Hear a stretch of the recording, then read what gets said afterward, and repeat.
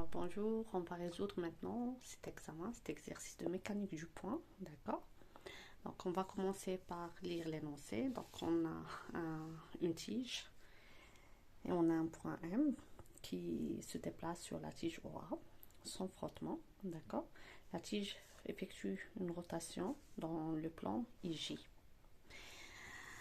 Alors, avec une vitesse angulaire oméga.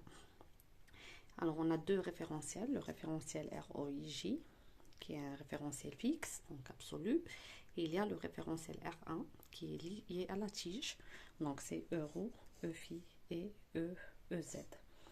D'accord? C'est un référentiel qui est lié à la tige. Alors, la première question, c'est trouver l'expression du vecteur rotation instantanée oméga de R1 par rapport à R. Alors, pour calculer oméga de R1 par rapport à R, on va appliquer deux relations. La première relation, c'est la loi de dérivation vectorielle. On va calculer ce vecteur. Donc, on a deux bases. La base R, Eρ, Eφ, EZ. Et la deuxième base, c'est IJK. Donc, on va calculer celui de Eρ. Par exemple, on va choisir de Eρ par rapport à R. Donc, Eρ, il n'est pas fixe dans R, il est fixe dans R1. Donc, c'est d de Eρ sur dt par rapport à R1 plus oméga de R1 par rapport à R vectoriel Eρ. D'accord? Donc, Eρ fixe dans R1, donc ça, c'est égal à 0. Donc, il reste oméga de R1 par rapport à R vectoriel Eρ. Donc, ça, c'est la première question, la première relation. Alors pour la deuxième relation, donc nous avons la base IJ, d'accord, donc et K bien sûr sortant.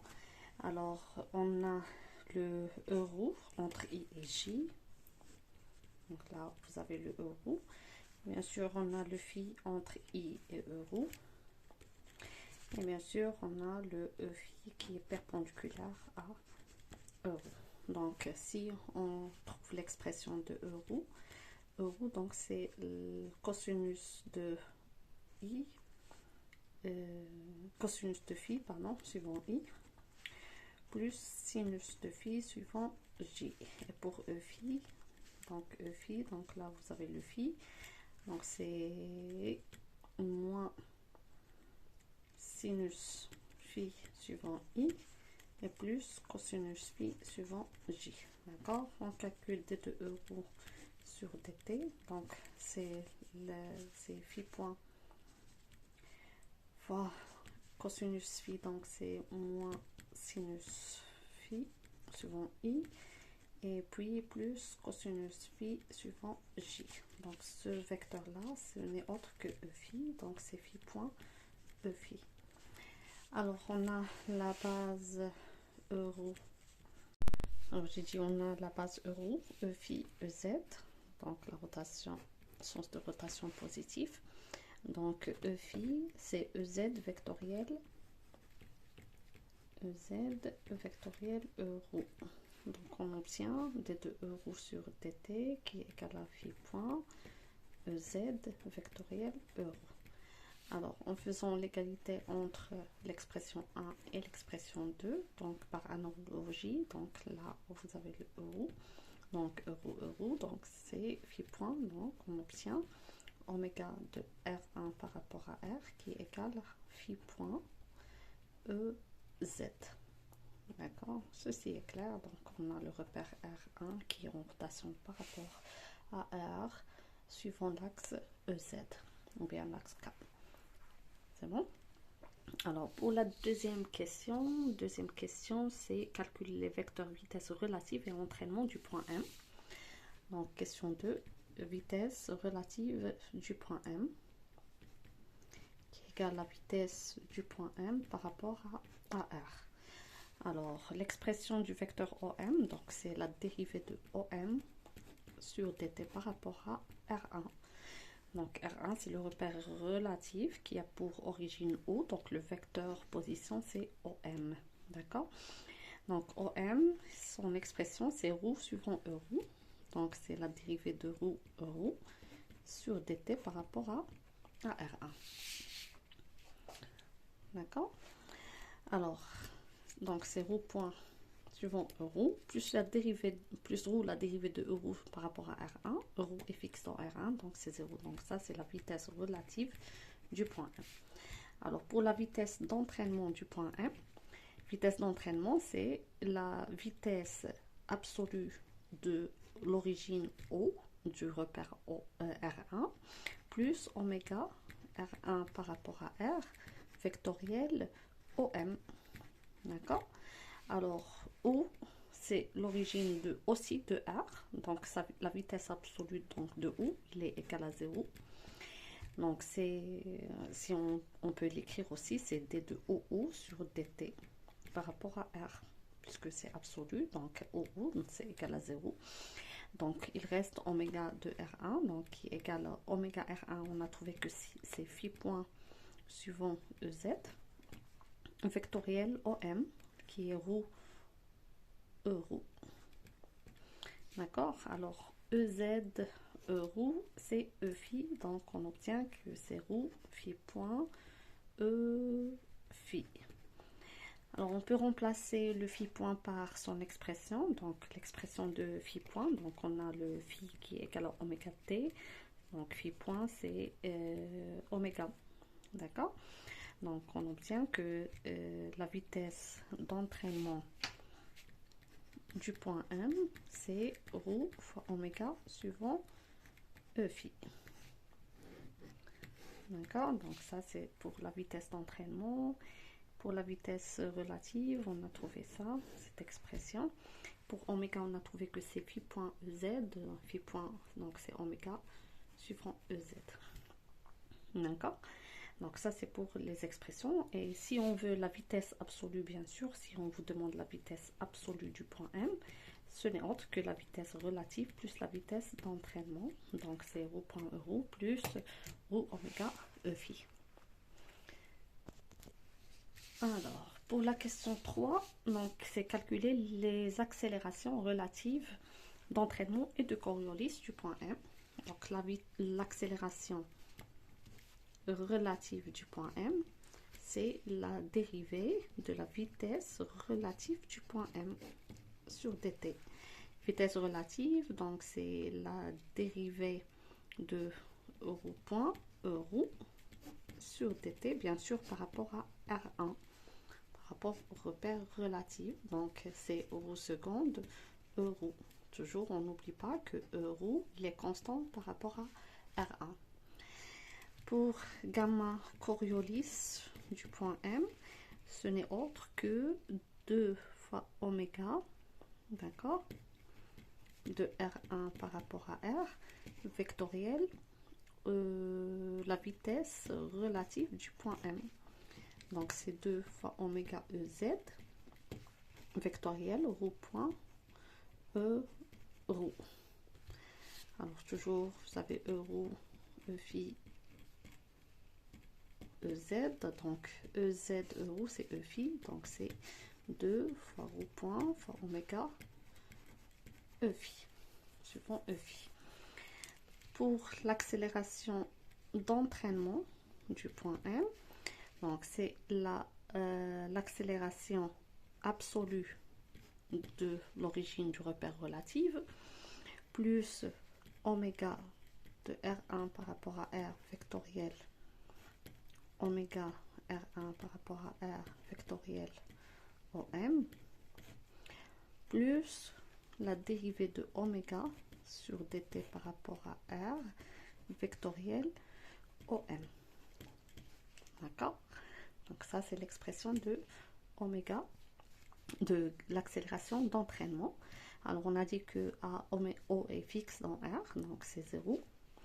Oméga, c'est oméga suivant EZ. Oméga est constant, donc la dérivée de oméga, elle est égale à 0. Donc, il reste ce terme. Donc, c'est oméga EZ vectoriel, oméga EZ vectoriel OM qui est ρ euro. Alors, on commence. Donc, ρ oméga, c'est ρ fois oméga. EZ euro, c'est E phi. D'accord? Donc, il reste EZ vectoriel E phi. Et EZ vectoriel E phi, donc on va dans le sens opposé, donc c'est moins euro. Donc c'est moins roue oméga euro. Alors j'ai oublié quelque chose là, j'ai oublié le oméga qui est là, d'accord, oméga c'est oméga EZ, donc là vous savez oméga carré, d'accord. Donc ça c'est pour la question 3. Alors quatrième question, l'inventaire des forces dans R1 et puis les exprimer dans la base euro, E phi, EZ. Alors, question 4. Alors dans R1, les forces exercées sur le point M, donc on a le poids, il y a la réaction, il y a les forces d'inertie, d'accord, donc on a le poids, on a R, on a la force IE d'entraînement et la force de Coriolis, inertiale de Coriolis. Alors les expressions, donc P c'est vers le bas, donc il est sur moins, donc c'est moins mg suivant EZ. Pour R, on dit que il n'y a pas de frottement, sans frottement sur la tige OA.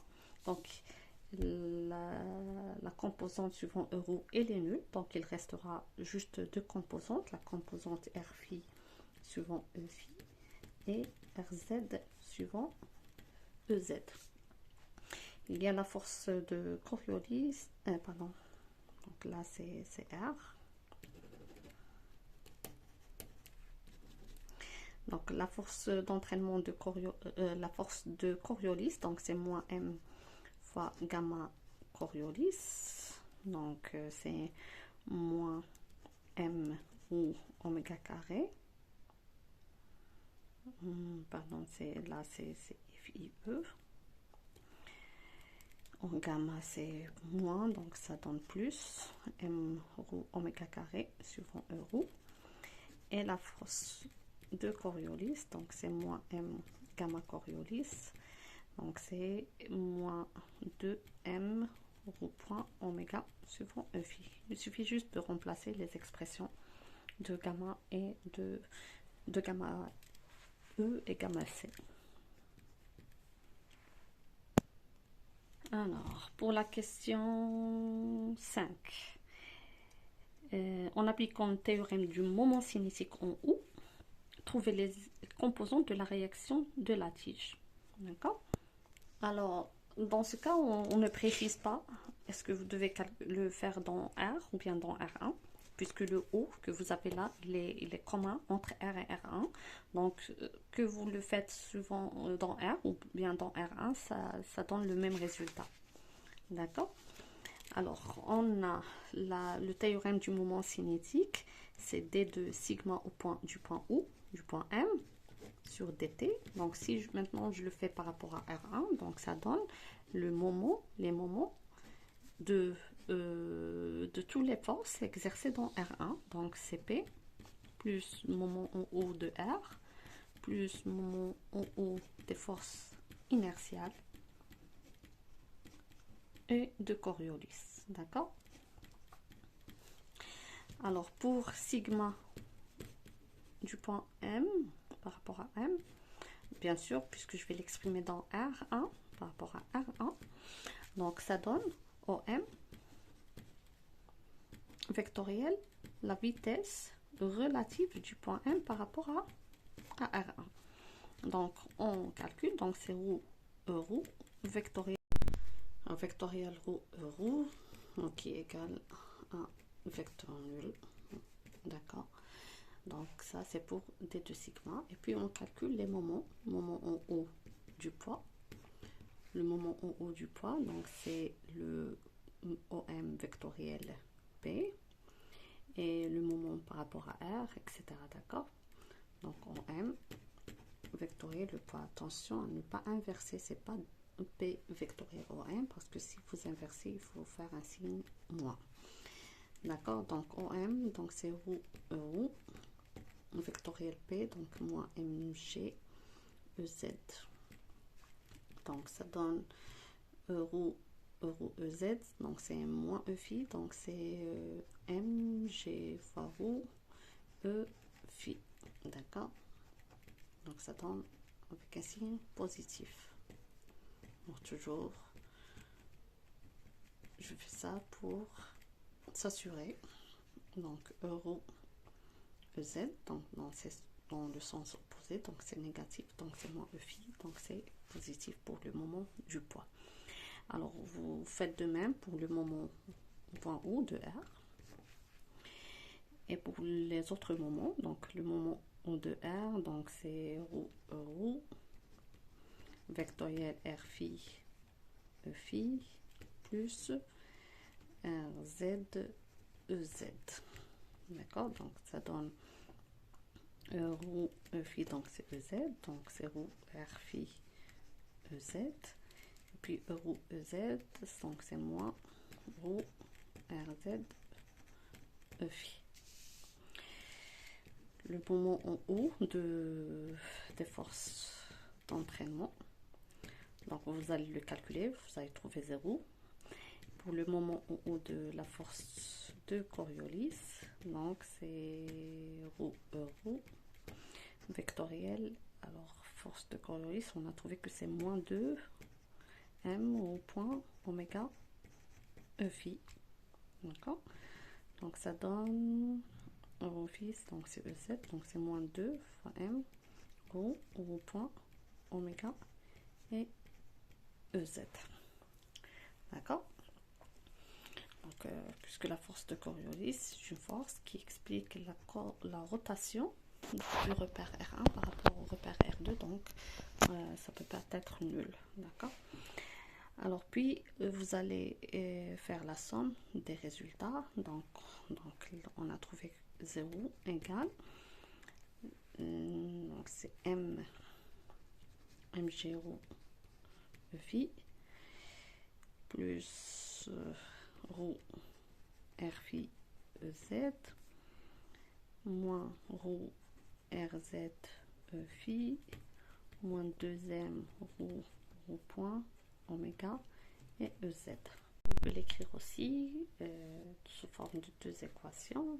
Donc première équation suivant E phi, donc c'est mg ρ moins ρ RZ égale à 0. La deuxième relation, donc c'est ρ R phi moins 2m ρ au point oméga égale à 0.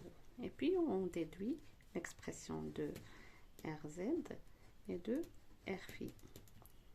Donc R phi, ça donne 2m au point fois oméga. Et pour RZ, donc c'est mg et le ρ, ça se simplifie. D'accord, donc c'est mg. C'est bon. Alors passons à la question 7. C'est trouver l'expression de l'énergie cinétique et l'énergie potentielle par rapport à R. D'accord.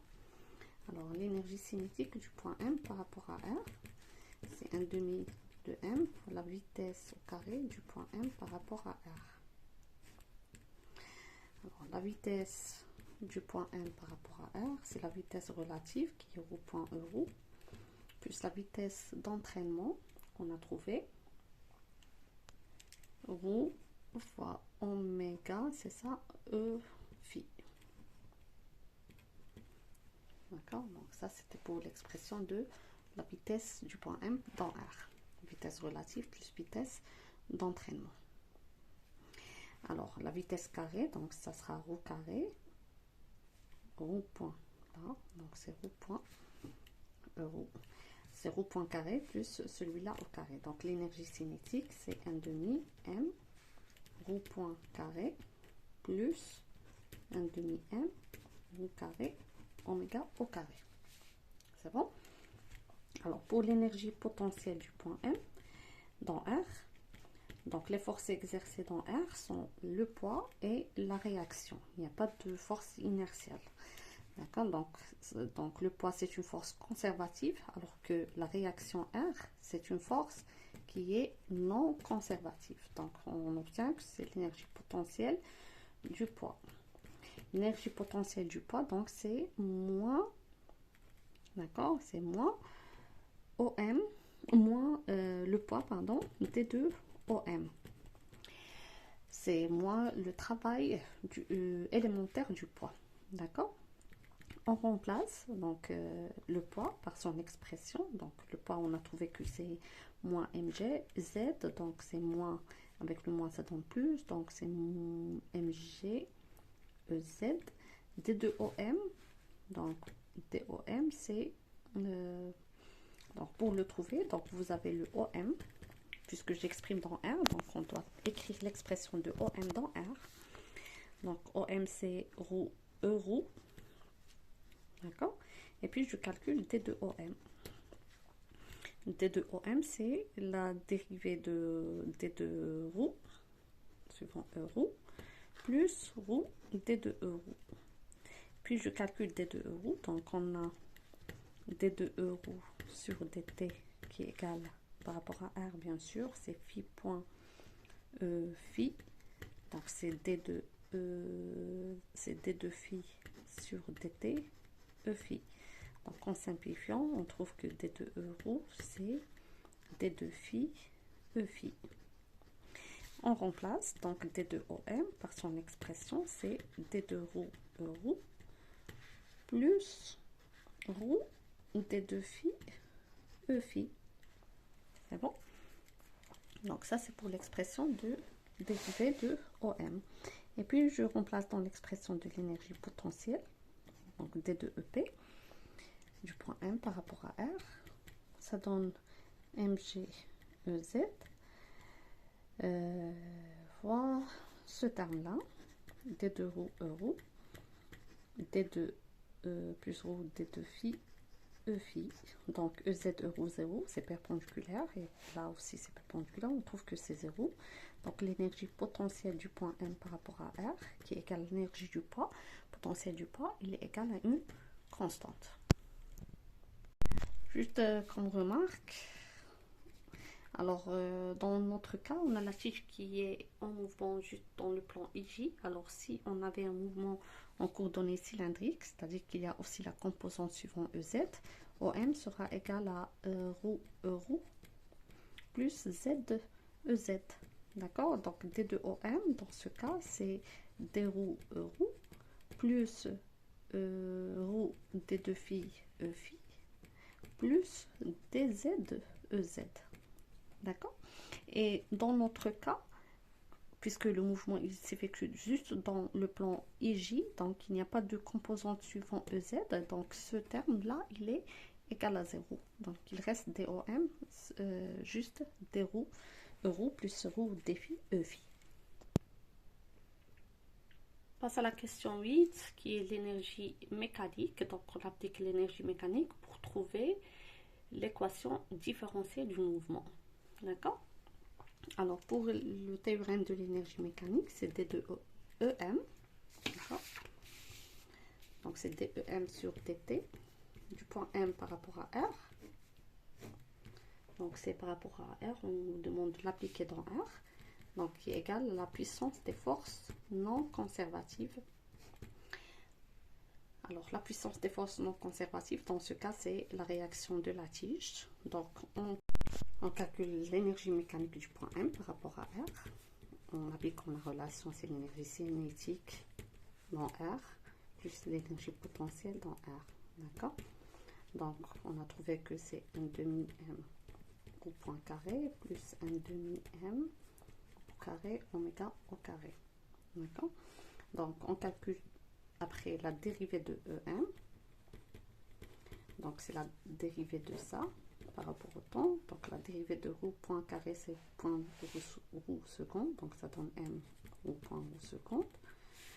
Plus M au point roux oméga carré. Oméga c'est une constante. Il reste juste de dériver oméga carré. D'accord?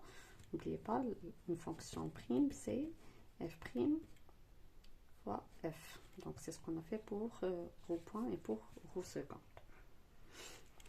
Pour les puissances non conservatives de R, donc c'est R à la vitesse du point M par rapport à R, puisqu'on est en train de calculer par rapport à R, n'oubliez pas de prendre la vitesse du point M par rapport à R, c'est-à-dire la vitesse absolue. Donc R c'est R phi E phi plus RZ de Z.